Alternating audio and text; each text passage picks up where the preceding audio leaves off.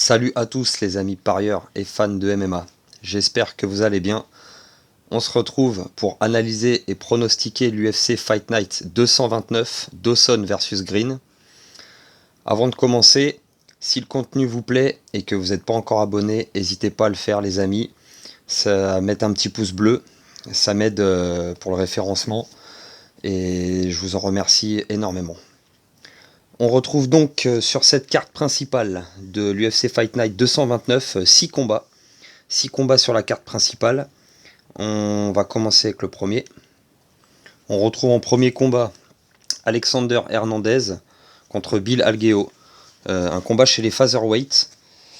Alexander Hernandez, il a 30 ans contre 34 pour Algeo. Hernandez, lui, combattait chez les lightweight. Il a fait principalement sa carrière chez les lightweight.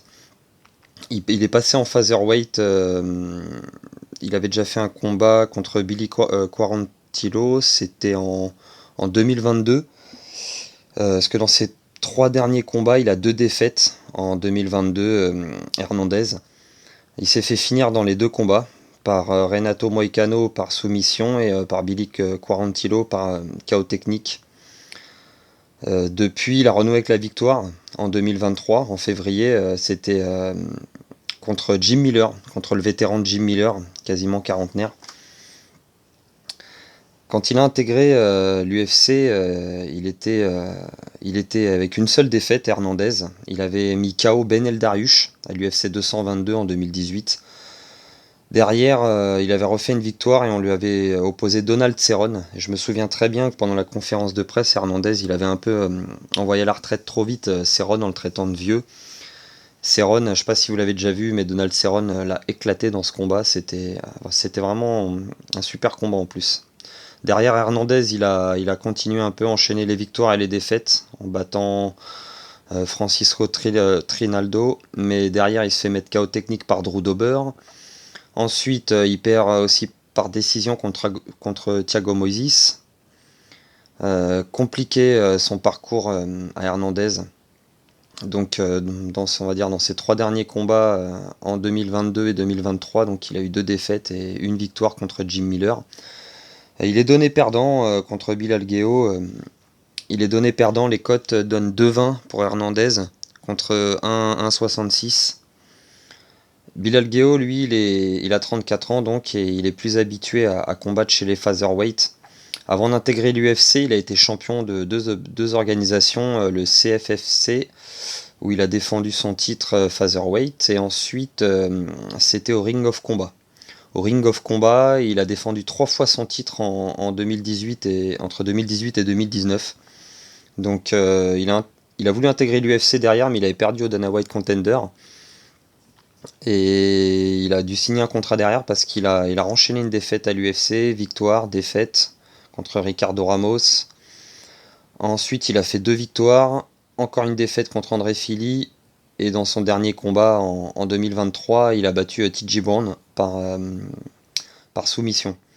Donc beaucoup de ses victoires, comme ses défaites, sont souvent par décision ou quelques soumissions. Compliqué ce combat chez les featherweight. Les codes donnent vainqueur Algeo. Les spécialistes pensent qu'Hernandez devrait perdre ce combat. C'est quand même compliqué à pronostiquer parce qu'ils ont quand même enchaîné pas mal les victoires, les défaites. De ce que j'ai vu de leur dernier combat, j'aurais plutôt tendance à écouter les cotes et à pas prendre de risques et à choisir Bill Algeo, mais ça reste quand même compliqué comme combat. Je vous conseille de pas trop prendre de risques avec ce combat. Il y a de meilleurs combats qui suivent derrière, moins risqués.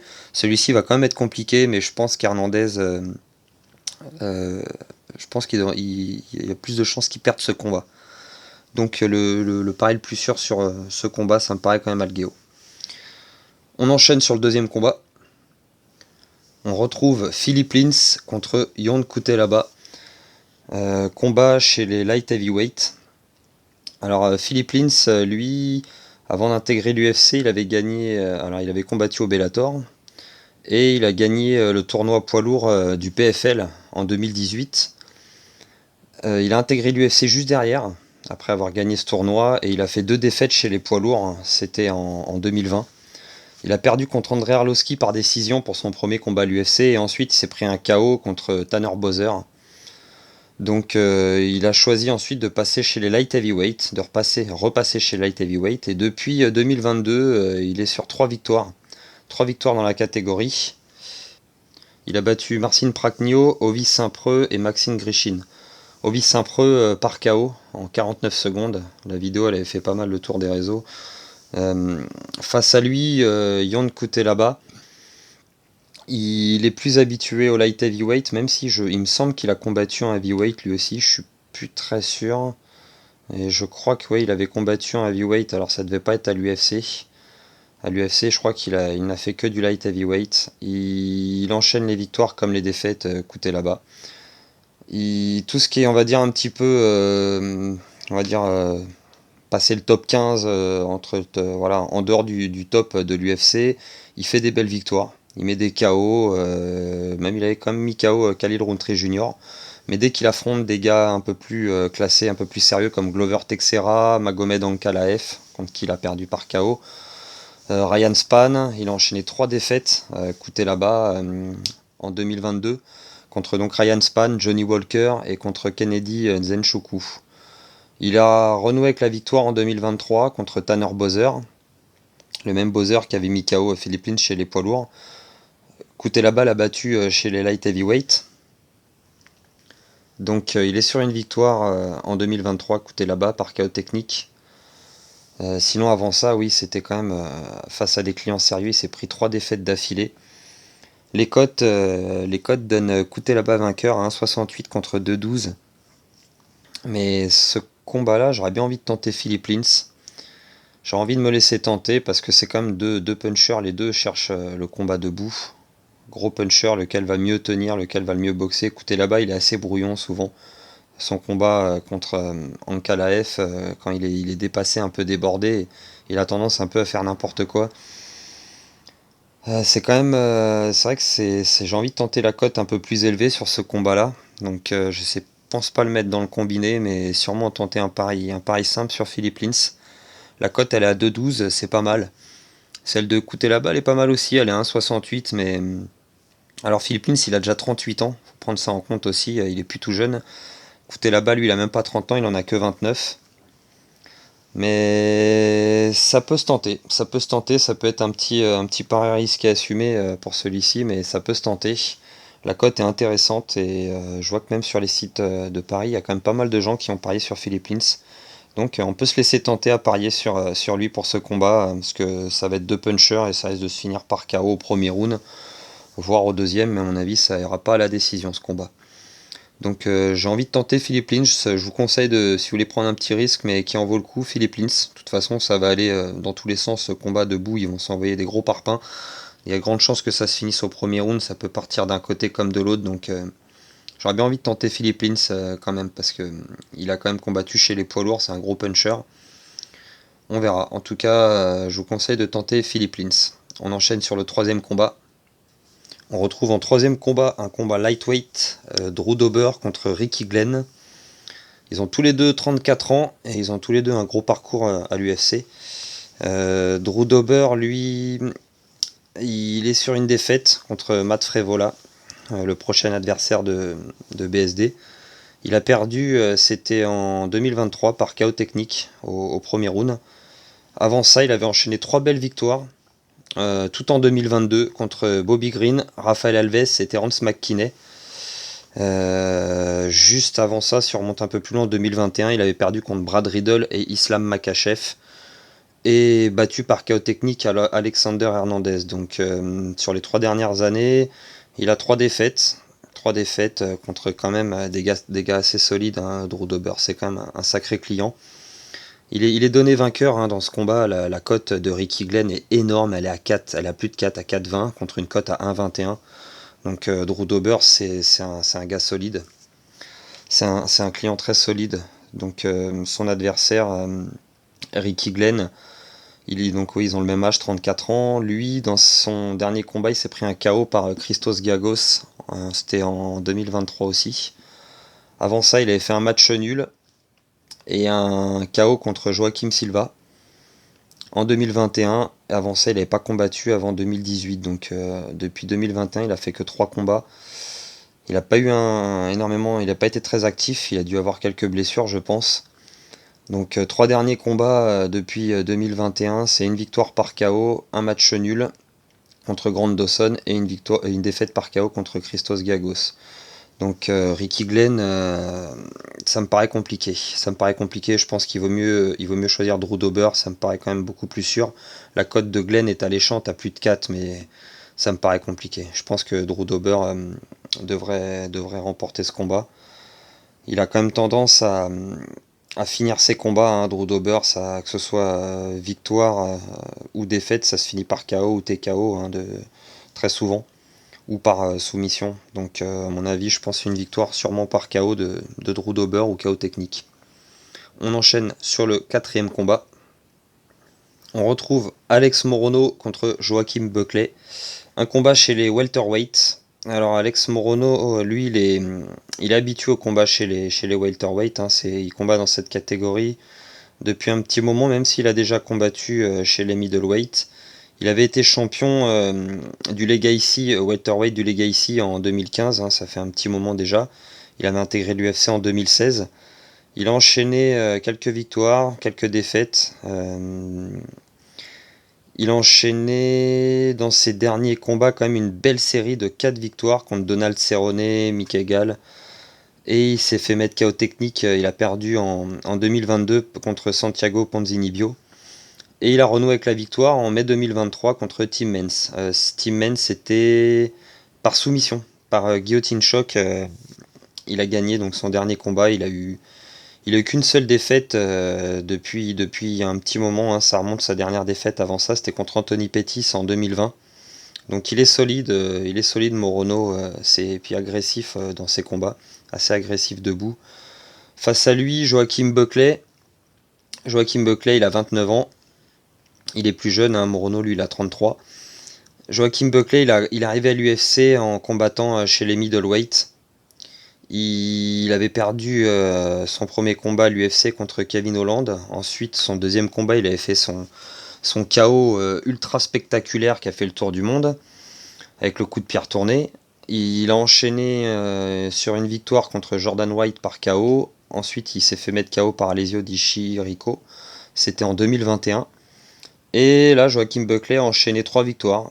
En battant Abdul Razak Al Hassan par exemple, qui est sur la carte après, qu'on retrouve sur la carte. Il a battu Albert Duraev par KO technique, et ensuite chez les middleweight, il a enchaîné 2 défaites. La première contre Nassourdine Imavov, le français, c'était à l'UFC Paris Gain versus Tuivasa l'année dernière. Et juste 3 mois après, en décembre, il enchaîne un combat direct. Je pense que c'était peut-être un peu trop tôt, il s'est pris un KO contre Chris Curtis. Donc il a décidé en 2023, Joaquim Buckley, de passer chez les welterweight, et il a affronté André Filo, qu'il a mis KO technique. C'était en mai 2023. Donc il est sur une victoire chez les welterweight. Il est costaud, ça va être un gars costaud pour les welterweight, Joaquim Buckley. Je pense que contre Morono, ça va risque de commencer debout, ça va échanger pas mal. Les cotes donnent Buckley vainqueur à 1,50 contre 2,50 pour Morono. A mon avis, si ça se bat debout, je vois plutôt Joaquim Buckley l'emporter. Je pense qu'il va être plus prudent sur les échanges, et je le vois bien finir ce combat peut-être par KO technique, mais je vois pas une décision sur ce combat. Et je vous conseille Joaquim Buckley, ça me paraît plus sûr de miser sur Joaquim Buckley. On enchaîne sur le 4e combat. On retrouve en 5e combat Joseph Pyfer contre Abdul Razak Al Hassan. Un combat chez les middleweights. Joe Pyfer, lui,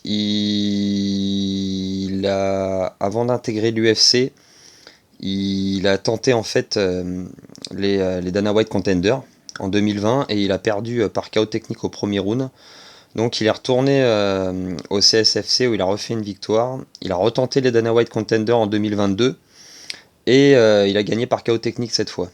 Donc ensuite il a intégré l'UFC, Il a affronté deux adversaires, deux combats, je veux dire, à l'UFC, dont Gerald Meerschaert, et il a gagné les deux combats par KO technique au premier round.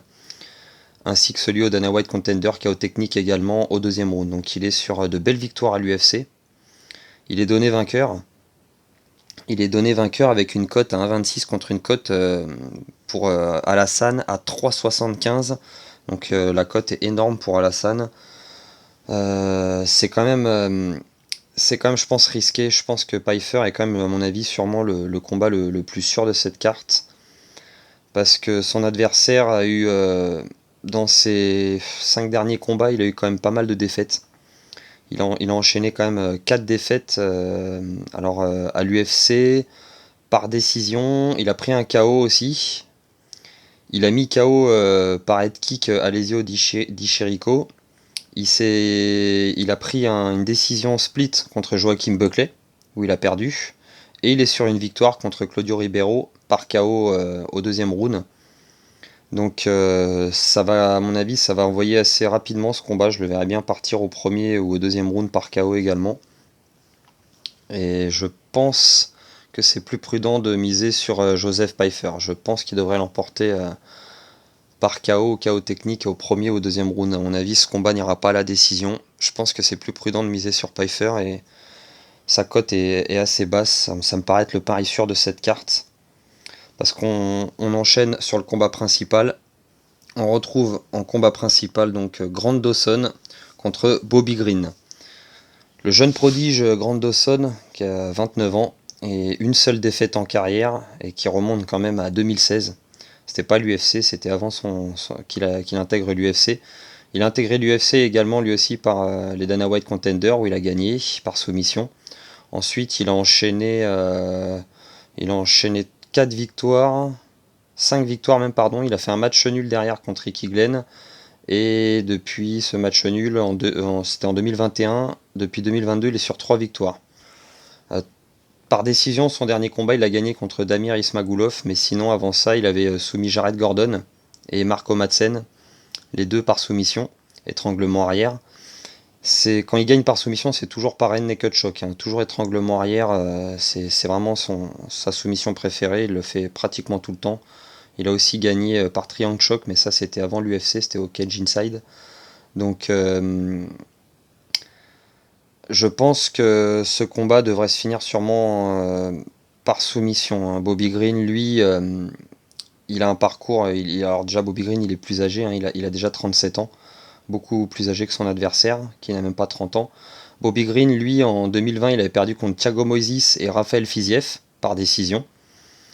Ensuite, il a enchaîné 2 belles victoires contre Ala Quinta et Nasrat. Alors, je vais pas prononcer son nom de famille, sinon je vais faire une faute, c'est sûr. Et derrière, on l'a mis, on l'avait mis contre Islam Makhachev. C'était un combat de remplacement, il me semble qu'il avait remplacé l'adversaire d'Islam Makhachev en short notice. Il avait pris un KO technique au premier round. Derrière, il avait affronté Drew Dober en 2022, toujours il avait pris un KO.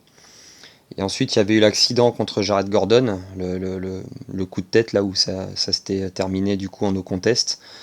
Et Bobby Green, depuis, il est sur une victoire contre le pauvre Tony Ferguson. Donc rien d'exceptionnel de battre Tony Ferguson, on peut pas vraiment prendre ça en compte au vu de ce qui s'est passé avec Tony Ferguson ces dernières années.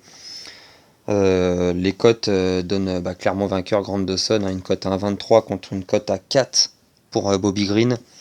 Je vous conseille de miser sur Grant Dawson. Ça me paraît être, avec Joe Pfeiffer, le combat le plus sûr de cette carte égale. Je pense vraiment que c'est celui-ci plutôt. Le combat le plus sûr de la carte, celui de Grant Dawson, parce que je vois vraiment pas Bobby Green s'en sortir si ça part au sol.